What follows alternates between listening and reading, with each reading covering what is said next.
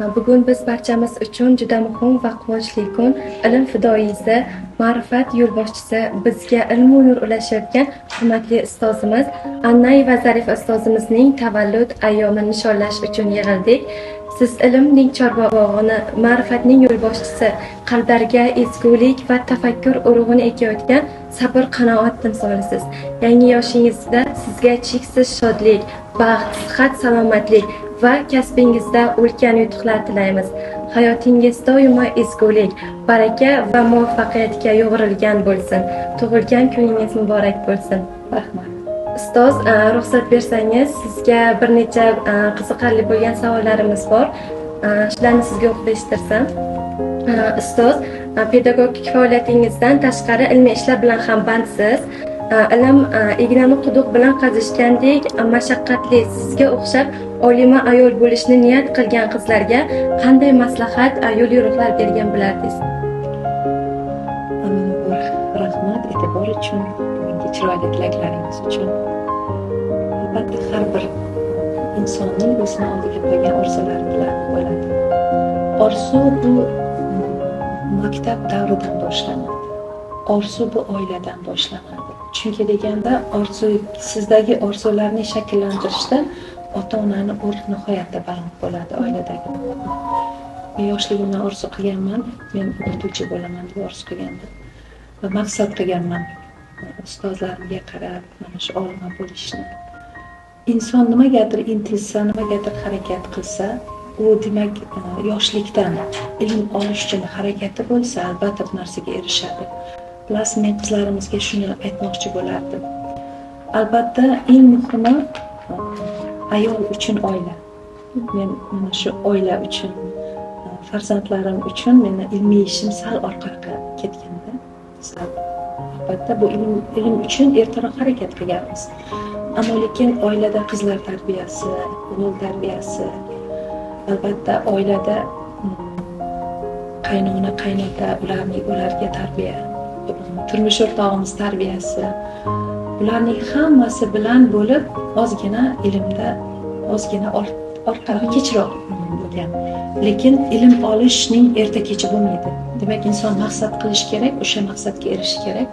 Avvalambor oila muhimroq bo'lgani uchun oilada demak juda ko'p narsalarga erishganimdan so'ng ilm o'sha vaqtda davom etavergan. Ammo lekin mana shu ilm davom etish jarayonida qizlarim katta bo'ldi, ular maktabni bitirdi, mana shu universitetlarni bitirdi, ular turmushga chiqdi. Lekin o'sha jarayonda ham men ilmiy ishni to'xtab qolmagan.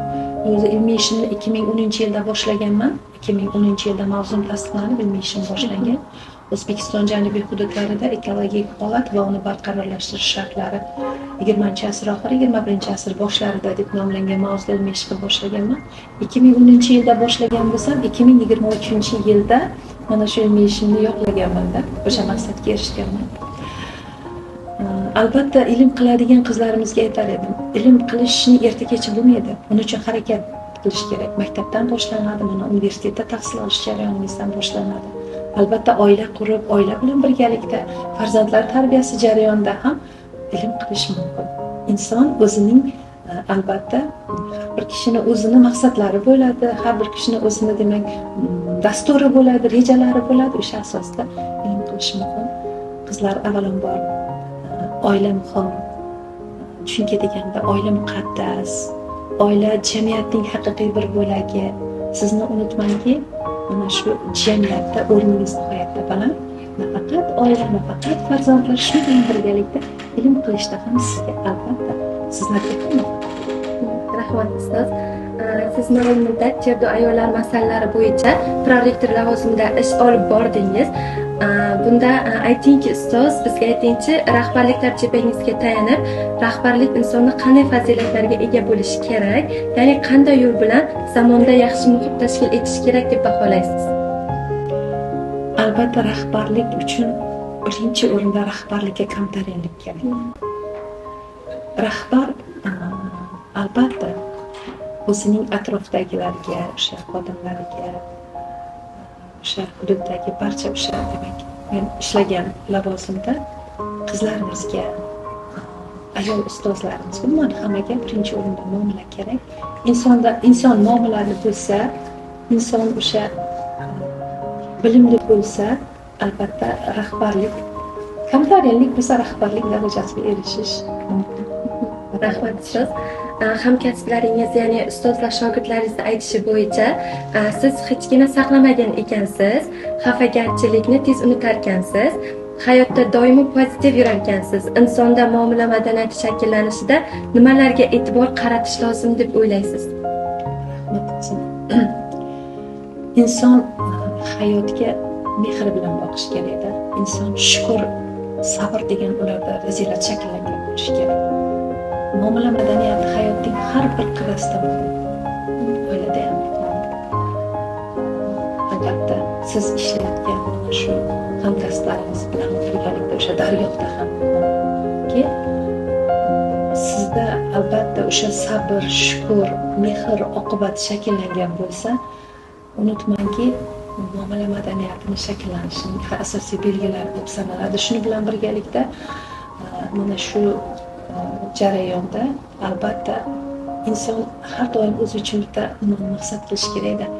Men hayotman, men go'zalman, men nafas olyapman deyish kerakki, unutmangki, tabassum bu haqiqiy insonni o'sha yosharishi, insonni o'sha muomalasiga, insonning o'sha nima deydi, tashqi ko'rinishiga ta'sir qiladi. Va unutmangki, menda shu narsa haqiqatdan ham shakllangan. Hech qachon hech kimdan xafa bo'lmaganman. To'g'ri qabul qilaman. Rahmat ustoz. Hamma inson baxtli bo'lishga haqli deymiz. Aslida baxt degani nimani tushunasiz? Ayolni baxti nimada deb o'ylaysiz? Baxt formulangiz bo'lsa, bu siringizni bizga ham aytishni so'rab qolamiz.